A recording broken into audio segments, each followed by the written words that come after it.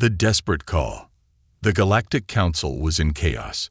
Delegates from dozens of alien species filled the Grand Chamber, their voices a mix of panic and desperation.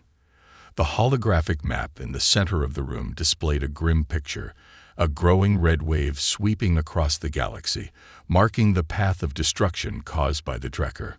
Entire star systems had gone silent, their colonies wiped out. The Drekker were unstoppable, their fleet vast and merciless.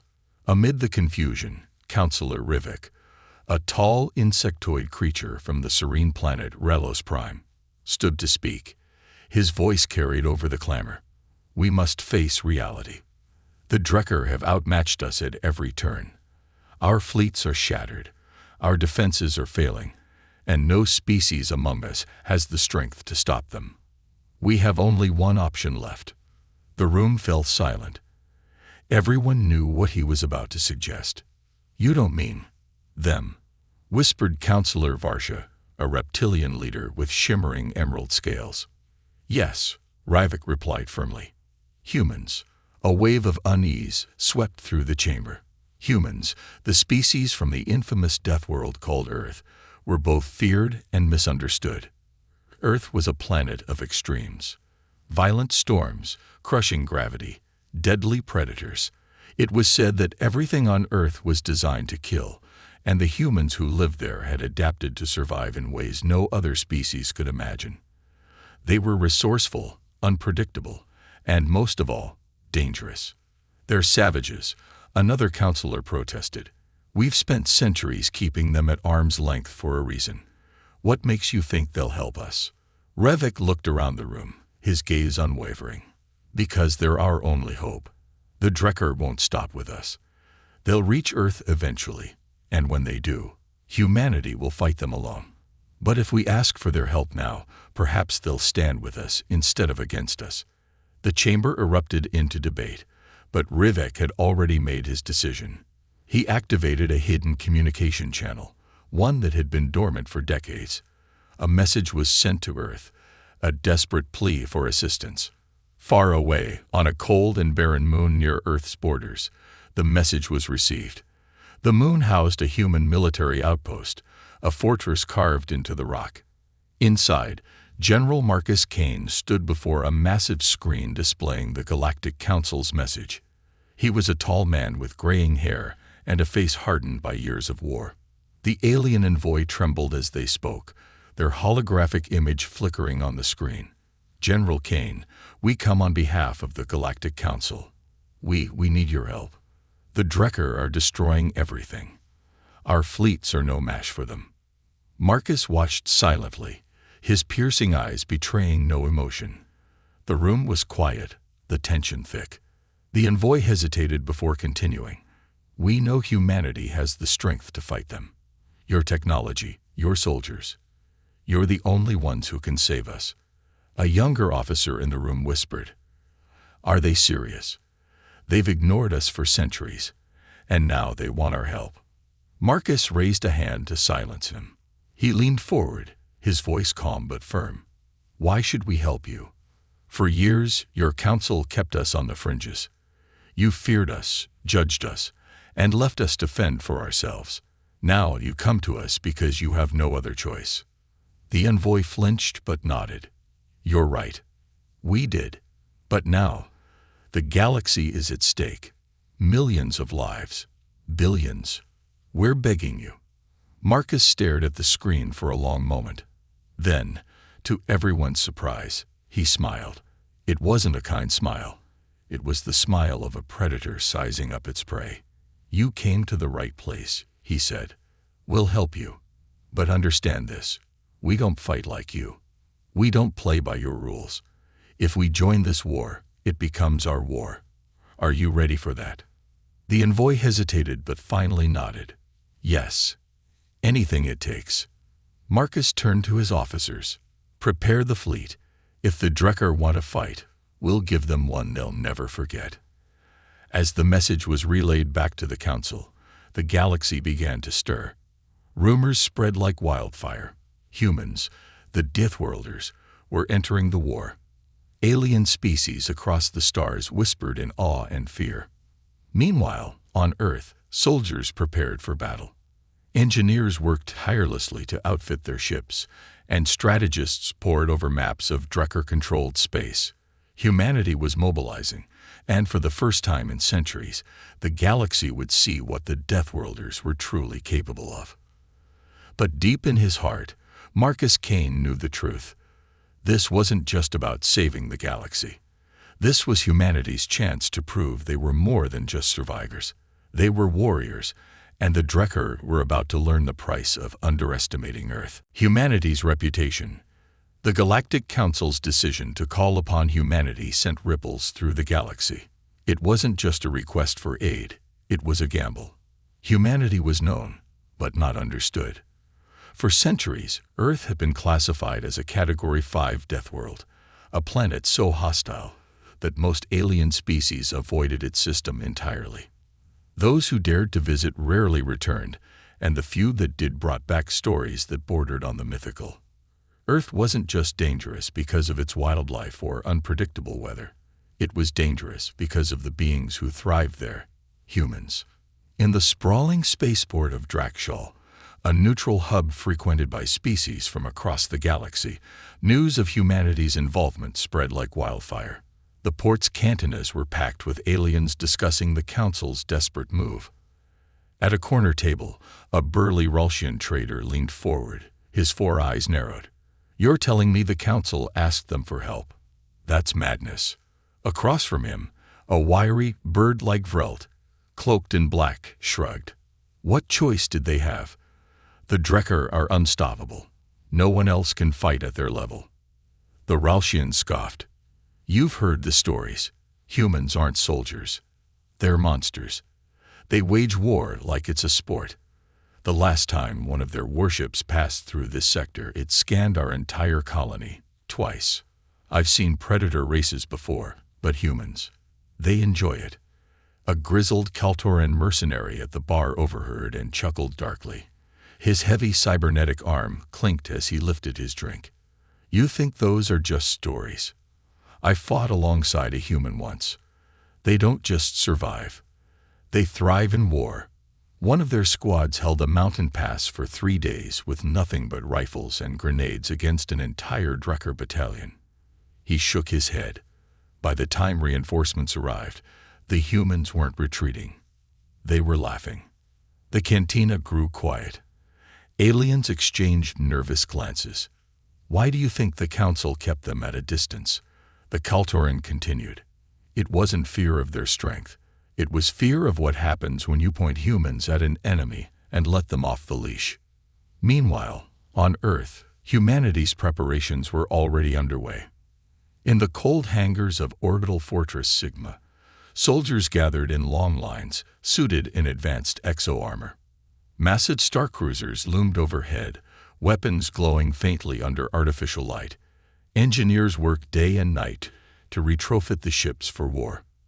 At the heart of the fortress, General Marcus Kane stood before a war table surrounded by Earth's top military minds. A holographic projection of the Drecker fleet hovered over the table, slowly rotating. "These are the latest scans from Drecker territory," an intelligence officer reported. "They've expanded further than we thought. If we don't stop them now, they'll reach the Council's core worlds in less than a year." Kane's gaze hardened. "And they'll keep coming until there's nothing left." He glanced at the others. "This isn't just about protecting the galaxy. It's about survival. If the Drecker win, Earth is next. We fight because we have to." One of the officers, a grizzled veteran named Carter, crossed his arms. "With all due respect, sir, do we really care about the Council? They ignored us for years. Some of them still look down on humanity. Why should we bleed for them?" Kane's eyes met Carter's, unflinching. "Because this war isn't just theirs anymore. The Council underestimated us, yes. They thought humanity was too wild, too dangerous. But now, they're depending on us. And when we win, they won't just respect humanity. They'll fear us." Carter grinned. "Can't argue with that." As Earth's war fleet prepared to launch, alien leaders within the Galactic Council began to feel uneasy. In the Grand Chamber, Councillor Varsho whispered to Rivik. Rivik, you know as well as I do that once the humans are unleashed, there's no stopping them. The Drekker may fall, but what if the humans decide not to stop there? Rivik's antennae twitched nervously. Then we better make sure we stay on their good side. From the observation deck, the alien councillors watched in silence as the first human warships began their journey into Drekker space. Towering and heavily armored, the ships moved with unsettling precision. One thing was certain, the galaxy was about to change, and no one, not even the Council, could predict what humanity would become once the war was over. First contact with the Drekker. The silence of deep space was shattered by the arrival of Earth's war fleet. Massive starships, bristling with weapons, emerged from hyperspace one by one, casting long shadows over the burning colonies below. The Drekker had already begun their assault on the outer worlds, their biomechanical ships swarming like locusts. On the bridge of the Valkyrie, the lead human battleship, General Marcus Kane stood with his hands clasped behind his back, his sharp gaze fixed on the Drekker vessels moving across the holographic map projected in front of him. Multiple hostiles detected, an officer reported. They've already taken the planet's defense grid offline. Civilian evacuations are still underway, but they won't last long. Kane nodded slowly. Bring us in closer, shields at maximum. The Valkyrie surged forward, flanked by sleek frigates and destroyers, cutting through the dark expanse like a spear. The Drekker ships took notice, their formations shifting as they prepared to intercept. Sir, incoming transmission from the Drekker flagship, the comms officer announced. Kane's brow lifted slightly. Patch it through. A flickering image of the Drekker commander appeared before him. The alien's face was twisted and grotesque, an intricate fusion of organic flesh and metallic plating. Its eyes glowed faintly beneath the sharp ridges of bone that framed its skull. You are not part of the Council's forces, the Drekker growled, its voice like grinding metal. Identify yourselves. Kane's expression remained calm, unshaken by the creature's appearance. We're humanity, and this is your first and only warning. Leave this sector or be destroyed. For a moment, the Drekker stared in silence. Then it began to laugh, a guttural and hollow sound. Humans, we've heard of your kind. Deathworlders, they call you. Savage, unpredictable. But you have no place in this war. This galaxy already belongs to us. Kane's lips curled into a faint smile. That's what you think. Without another word, the transmission cut out. Orders, sir, asked the weapons officer. Kane's eyes narrowed. Fire at will. The void of space erupted in light as Earth's fleet opened fire. Streams of plasma and kinetic rounds tore through the Drekker lines, ripping apart smaller ships in seconds. The Drekker retaliated immediately, swarming the human ships with unmatched ferocity. But humanity didn't break.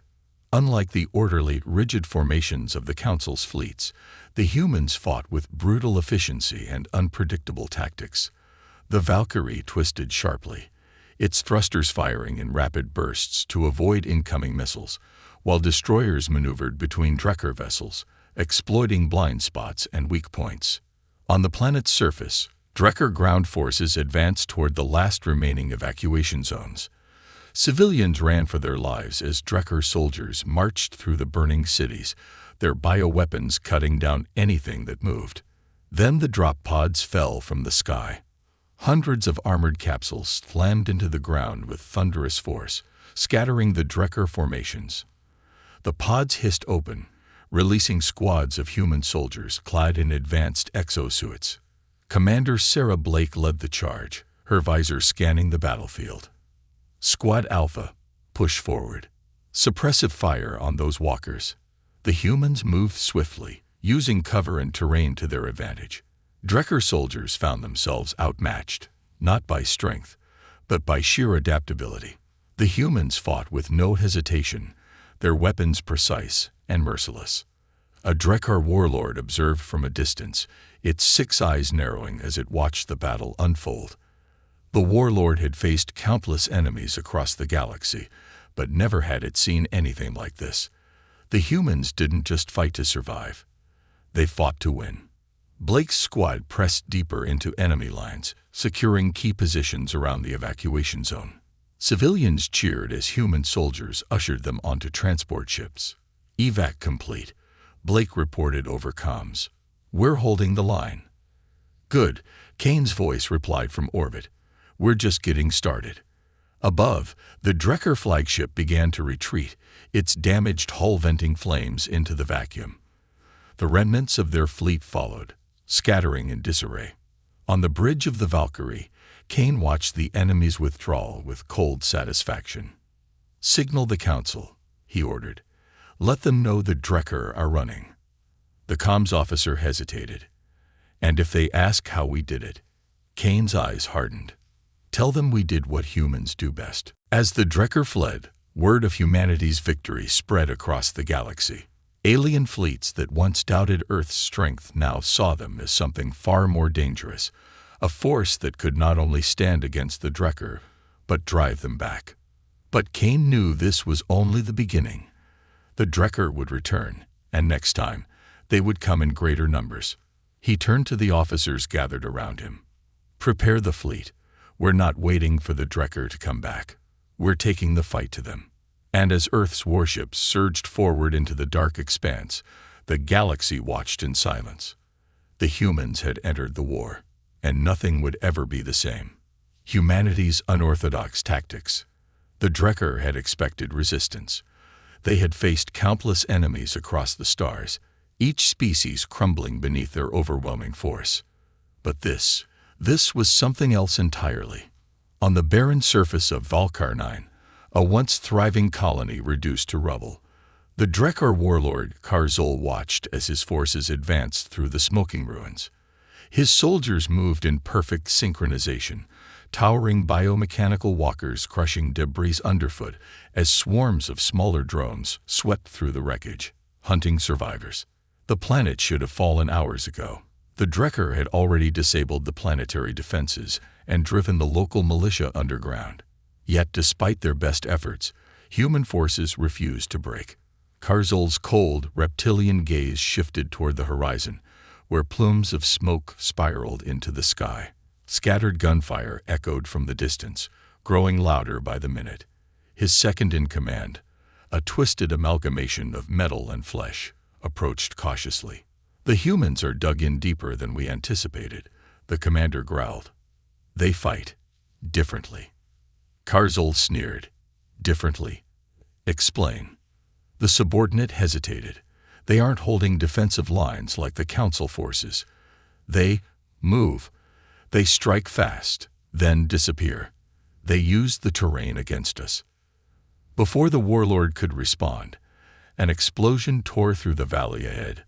A Drekker walker staggered backward, collapsing as its legs were blown apart by concealed charges. From the shadows, human soldiers emerged, small groups, barely a fraction of the Drekker's numbers. But they fought with ruthless precision, aiming for weak points and vulnerable joints. Each shot counted. High above, aboard the Valkyrie, General Marcus Kane observed the battle from the command deck. His officers stood by, monitoring troop positions and enemy movements in real time. "They're hitting the Drekker's flanks, sir," one officer reported. "Squads Alpha and Gamma are using the canyon paths to ambush the rear supply lines." Kane nodded approvingly. "Good. The Drekker aren't used to asymmetrical warfare. They expect us to fight head-on." Carter, his grizzled second-in-command, smirked. "Too bad for them. We don't play by their rules." Kane's eyes narrowed as he gestured to a flashing indicator on the map. "Deploy the decoy drones along the western ridge. Make it look like reinforcements are arriving. I want the Drekker focused on the wrong targets." "Decoy drones?" one of the younger officers asked, frowning. "Sir, won't they detect the lack of life signs?" Kane's expression hardened. "They won't get the chance. The drones are rigged to self-destruct the moment they're scanned. If the Drekker want to waste their firepower, let them." On the ground, Karzul growled in frustration as his forces diverted to engage the reinforcements cresting the ridge. Energy bolts rained down from Drekar walkers, pulverizing the advancing figures, only for the targets to erupt in massive blasts, taking several walkers with them. Karzul's eyes widened as he realized the deception. "They're toying with us," his second-in-command hissed. From the rubble, human snipers picked off isolated Drekar commanders one by one. Small human strike teams maneuvered through underground tunnels, emerging behind Drekar formations and cutting down enemies before vanishing again. As night fell on Valkarnine, the Drekar found themselves pinned down by an enemy they could not see. Every shadow seemed to hide a potential ambush, and every stretch of open terrain became a death trap. In the Drekar war camp, soldiers gathered around small fires, nervously glancing over their shoulders. "This isn't war," one muttered. "This is hunting." Even Karzul, for all his experience, began to feel it. The slow, creeping realization that the humans weren't just defending Valkarnine. They were bleeding the Drekar, forcing them into a war of attrition they couldn't afford. On the bridge of the Valkyrie, Kane watched the Drekar retreat to regroup. "They're pulling back," Carter noted, lowering his datapad. "They're afraid." Kane's gaze didn't waver. "They should be." Carter glanced toward him. "Sir, the Council is questioning our methods. Some of the representatives are uneasy about the level of force we're using." Kane's voice was cold and even. "Uneasy. The Drekar have slaughtered entire worlds. We're not here to make the Council comfortable. We're here to win." Carter chuckled under his breath. "Fair enough. But you know how they are. If we hit too hard, they might see us as the next threat." Kane's gaze shifted to the starry expanse beyond the viewport. "Let them. The Council feared us long before this war, and when it's over, they'll remember who saved their worlds." As the last Drekar ships broke orbit, Kane's forces began the process of rebuilding what remained of Valkarnine. Civilians emerged from bunkers and hidden shelters, gazing at the sky in disbelief. For the first time in weeks, the planet was free of Drekar influence. But Kane knew better than to celebrate. The war was far from over. The Drekar wouldn't forget this humiliation. As he stared at the distant stars, his mind sharpened on the path ahead. Humanity had entered this war as a last resort.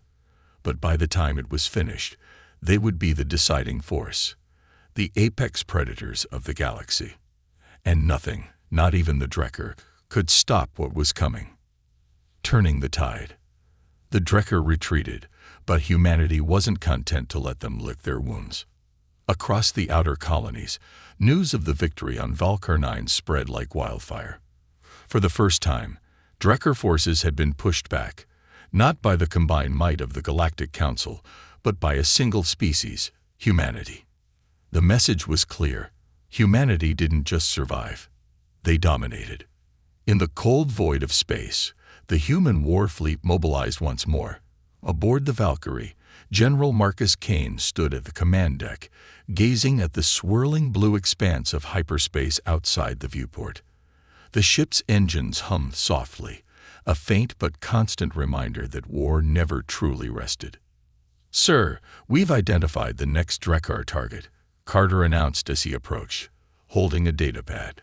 "Trillis Prime, strategic mining world. If they take it, they'll have enough raw materials to rebuild their fleet twice over." Kane's eyes narrowed. "They won't take it. Set course for Trillis." Carter hesitated, shifting his weight. "Trillis isn't part of the Council's core systems. The Council may not authorize intervention. Officially, it's outside our jurisdiction." Kane didn't look away from the viewport. "We're not here to wait for permission, Carter. If the Council had acted sooner, this war wouldn't have reached their doorstep. We handle this our way."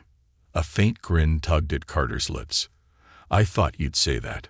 Trillis Prime was already under siege by the time the human fleet arrived. The Drekar ships orbited the planet, hammering ground defenses with relentless orbital strikes. Trilasian forces, small and under-equipped, struggled to hold the main cities. Fires dotted the landscape, and massive craters marked the ruins of once thriving mining colonies. The Valkyrie emerged from hyperspace first, followed by a formation of destroyers and gunships. Human vessels were sleek, heavily armored, and built for endurance, each one a testament to Earth's harsh evolutionary lessons. Multiple Drekker signatures detected, the weapons officer reported. They outnumber us 3-1. Kane's gaze never wavered. Good. Open a channel to their flagship. The comms officer nodded, and within seconds, the twisted visage of a Drekker admiral filled the screen. You again, the Drekker sneered. I should have known your kind would come meddling. Leave this system, human, and I may spare you. Kane's face was unreadable. I don't make deals with butchers. Stand down, or we'll make you. The Drekker admiral hissed with laughter. You don't have the numbers. This world will burn, and you'll die with it. Kane smiled coldly. Let's find out. The transmission ended, and within seconds, human ships moved into attack formations. Launch fighters, Kane ordered. Target their engines first. I don't want any of them escaping. Swarms of human starfighters shot forward, weaving between the larger Drekker vessels with surgical precision. Plasma cannons fired in rapid bursts, crippling Drekker engines and leaving their ships adrift. But this wasn't a standard battle. Kane's orders were precise. Target vulnerable points, overwhelm their systems, and cripple the enemy's ability to fight back. On the ground, human dropships roared through the atmosphere, releasing squads of exo-armored soldiers who deployed into urban battle zones. They didn't march in formation like the Trilasian defenders. Instead, they spread out, striking hard and fast in coordinated waves. Within hours, the tide shifted. The Drekker, caught off guard by the sheer brutality of human tactics, began to fracture. In the capital city of Treeless, Drekker forces gathered for a final stand at the central mining hub. This facility, rich in rare minerals, was their primary objective. If they could hold it, they might salvage a victory. As Drekker war machines rolled into defensive positions, the sky darkened with descending human drop pods. Commander Sarah Blake led the first wave. Her boots hit the scorched earth with a thud, and she immediately signaled her squad to advance. Push forward. We take the hub, and the Drekker lose everything. Blake's voice cut through the gunfire. Drekker soldiers fired from entrenched positions, but human forces didn't hesitate. Grenades arched over barricades, and rail rifles punched through Drekker armor with ease. Blake's squad moved like a pack of predators, slipping through cover and flanking the enemy at every turn. The Drekker's rigid formations crumbled in the face of humanity's adaptable, fluid combat style. A Drekker warlord emerged from the wreckage, wielding a massive energy blade that crackled with violet light. With a guttural roar, he charged at Blake, his monstrous frame towering over her. Blake didn't flinch. She sidestepped the first strike, driving her combat knife into the warlord's exposed joint with brutal efficiency.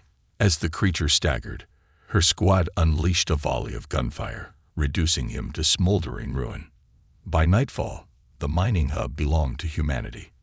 Aboard the Valkyrie, Kane watched as the Drekker fleet crumbled. Those who could float into hyperspace, abandoning their forces on the ground. Victory confirmed, Carter reported. Treeless is secure. Kane's expression remained cold, calculating. They'll be back. But next time, they'll think twice. He turned to face the bridge crew. Signal the council. Let them know Treeless Prime is under our protection now. Carter arched a brow. You sure they'll be happy about that? Kane's eyes darkened. I'm not interested in making them happy. I'm interested in winning this war. As the fleet prepared for the next battle, Kane knew one thing for certain. Humanity wasn't just turning the tide. They were reshaping the entire galaxy. The hidden agenda. The Drekker were not accustomed to losing. For centuries, they had carved a path of destruction through the galaxy, subjugating worlds with ruthless efficiency. Yet now, their forces retreated in disarray, licking the wounds inflicted by a species the Council had long dismissed as too dangerous to ally with, humanity. But the Drekker's retreat wasn't just out of fear. Deep within the shattered remains of Drekker-controlled space, a lone dreadnought drifted through the void, its hull scared and battered from recent skirmishes. In its dimly lit war chamber, Drekkar warlord Karzul stood before a holographic projection of General Marcus Kane. The flickering blue image of the human commander, tall and calm, filled the room with an unsettling presence. Karzul's claws tapped rhythmically against the cold metal table. He despised humans, but he couldn't deny their effectiveness. "We are not here to beg for peace," Karzul began, his voice low and gravelly. "Nor will we offer surrender. But we are willing to discuss an arrangement." Kane's projection didn't flinch. "An arrangement? I didn't think the Drekker were interested in diplomacy." Karzul bared his fangs in what could only be interpreted as a grimace. "Diplomacy isn't our way, but survival is. You may have defeated us on the outer colonies, but we are not your true enemy, human." There was a long pause before Kane responded, his tone colder than the void between stars. "Explain." Karzul's gaze narrowed as he manipulated the projection, shifting the image to reveal a sector of space far beyond the Council's influence.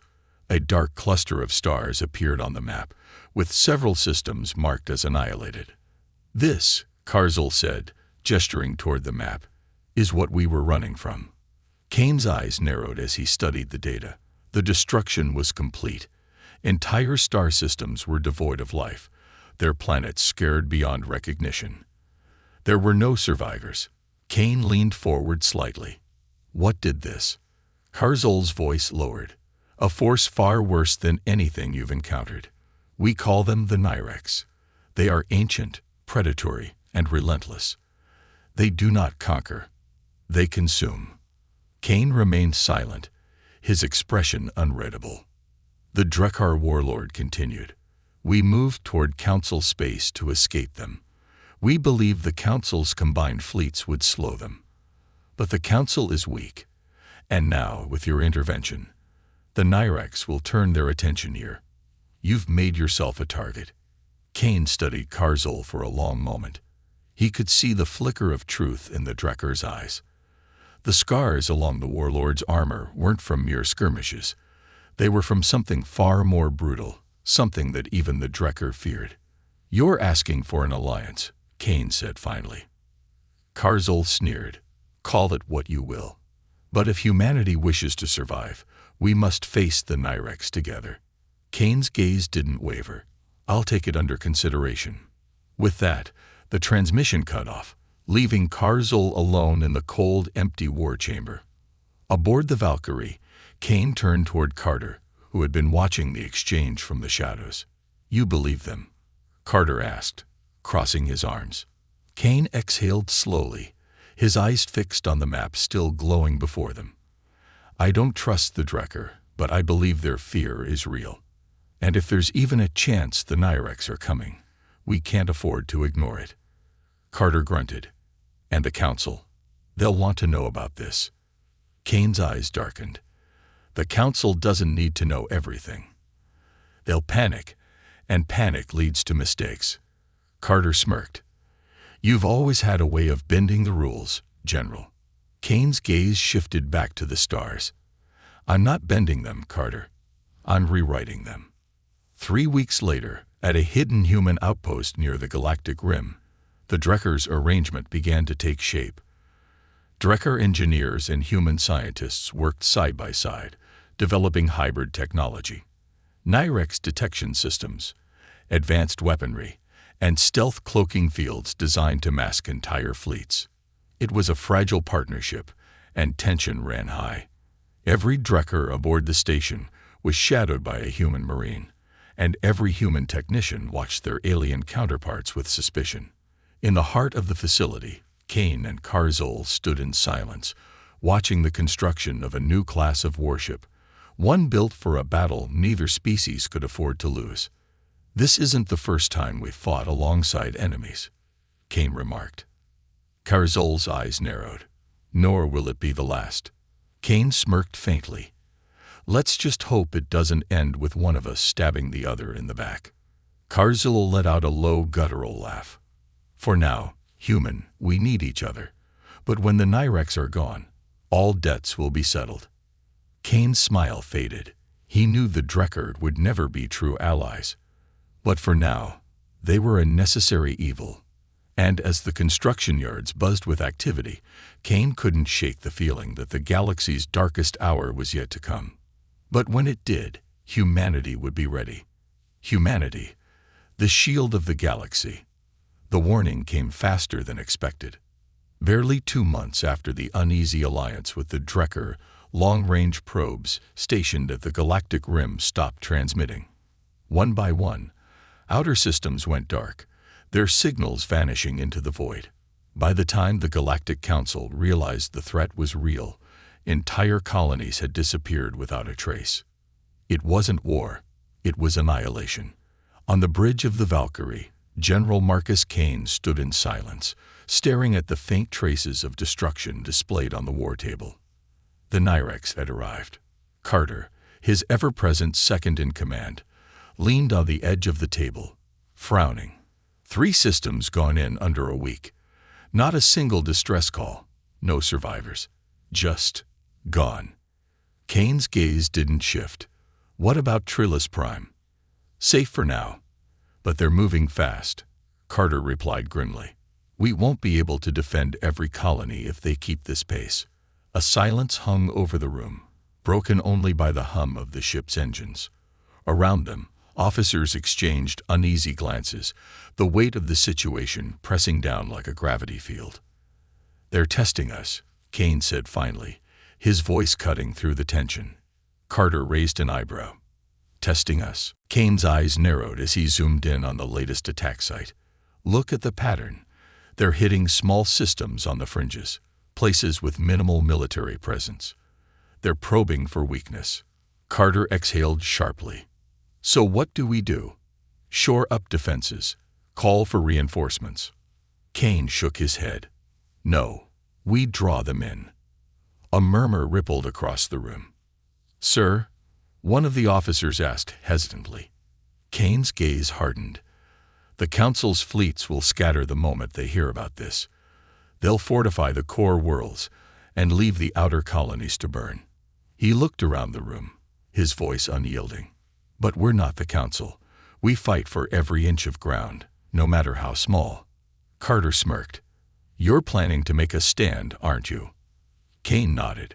We pick a system, a colony with strategic value, and when the Nyrex come, we make sure they regret stepping into our territory.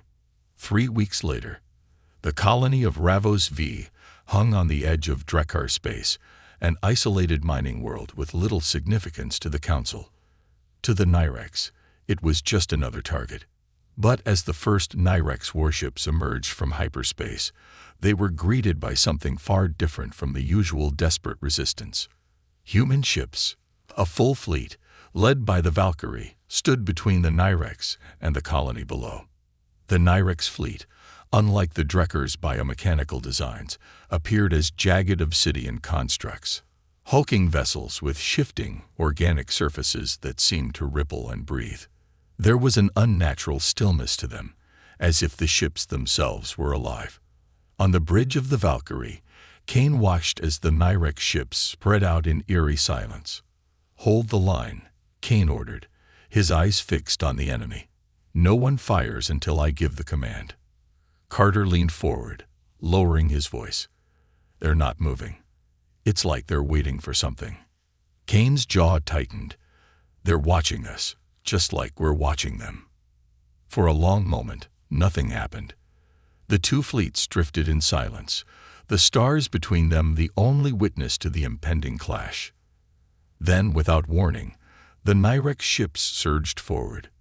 Here they come, a tactical officer called out. Kane's voice was calm and steady. All ships, open fire. The battle erupted with blinding flashes of plasma fire and kinetic rounds. Human warships moved in tight formations, cutting through the enemy like precision instruments. But the Nyrex were unlike any foe humanity had faced. Where Drekker ships burned and crumbled under direct hits, the Nyrex vessels adapted. Each blast that struck them reshaped their armor, hardening against future strikes. "They're evolving in real time," Carter growled as he watched the tactical display. Kane didn't flinch. "Then we hit them faster than they can adapt." On his mark, entire squadrons of human fighters dove into the Nyrex fleet, deploying experimental disruptor missiles designed using Drekker hybrid tech. The Nyrex ships shuddered under the assault, fragments peeling away as their biological plating struggled to regenerate. But the Nyrex pressed on. Massive tendril-like weapons lashed out from the enemy's largest ships, piercing through one of the human destroyers and tearing it apart in a flash of fire and debris. The Resolute's down. Kane's fists clenched, but his voice remained level. "Stay focused. We don't break." On the ground, Ravos V's defenders watched in awe as human ships battled in the skies above. Drekker soldiers, stationed alongside human forces, stood shoulder to shoulder with Earth's Marines, holding the outer perimeter. In the trenches, Commander Sarah Blake glanced at her Drekker counterpart, who stood silently, gripping his weapon. "Didn't think I'd see the day when humans and Drekker fought side by side," Blake said, reloading her rifle. The Drekker warrior growled, "We may hate you, human, but today, the Nyrex are a greater enemy." Blake smirked. "Good. Then let's make sure none of them set foot on this planet." As the battle raged above and below, Kane's strategy unfolded. Human warships continued pressing forward, cutting deep into the Nyrex fleet and forcing them into disarray. By the time the Nyrex realized their mistake, it was too late. The Valkyrie's main cannon, an experimental railgun designed to pierce planetary shields, charged and unleashed a searing beam of energy. The largest Nyrex dreadnought shuddered as the shot tore clean through it, leaving a gaping wound in its hull. Within minutes, the Nyrex began to retreat, their forces scattering into hyperspace. Carter exhaled slowly. "We did it." Kane's eyes remained on the fleeing enemy ships. This was only the first wave. Carter frowned. "You think they'll be back?" Kane's voice dropped to a whisper. "They always come back." As the fires of battle dimmed, the galaxy took notice. Humanity had become more than just a last resort. They had become the shield standing between survival and extinction.